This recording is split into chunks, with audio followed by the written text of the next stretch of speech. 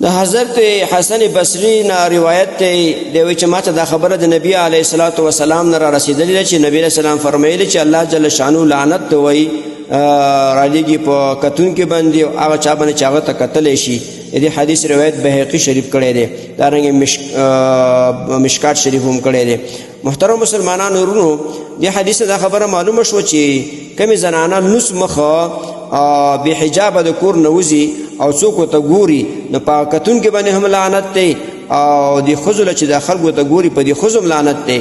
په ښځو ځکه لعنت دی چې ښځې ولې داسې لوس مخ د کور نه بهر وځي چې پردي سړي ورته وګوري.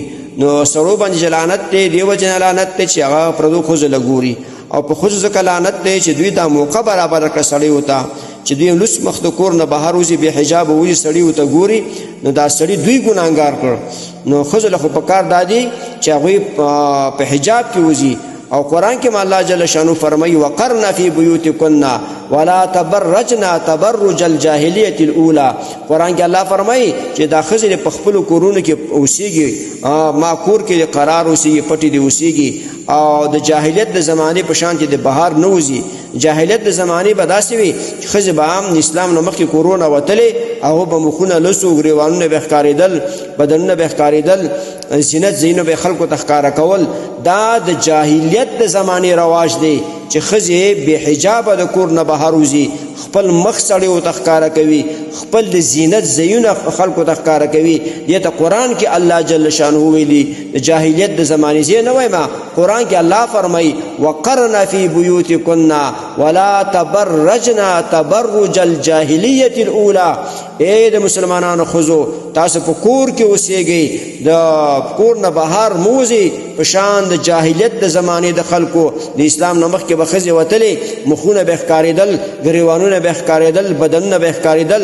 په داسې طریقې سره به د کور نه بهر نه وځئ، بلکې کور کې به پټې اوسېږئ چې کله ضرورت دپاره وځئ نو بیا به تاسو بقره کې وځئ، څادرونه په سر باندې اچوئ، پټې به وځئ، خپل د زینت زیونه به سړیو ته نه ښکاره کوئ، خپل مخ په خلکو ته نه ښکاره کوئ، پټې به وځئ. نو زما د مسلمانانو ورونو او دارنګې خویندو میندو، دا د قرآن او د الله او د الله د رسول حکم دی چې ښځې به د خپلو کورونو نه بغیر حجاب نه وځي، پټې به وځي، په حجاب کې به وځي.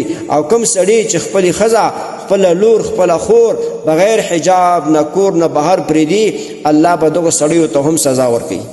محترمو مسلمانانو ورونو، تاسو ته چې کوم روزانه د حدیث د مفهوم راځي نو د مهربانۍ او د ثواب له مخې نورو مسلمانانو ته لیږدوئ او شیر کوئ. والسلام. د دیوبندي مسلک حنفي کاروان سټوډیو لخوا وړاندې کیږي.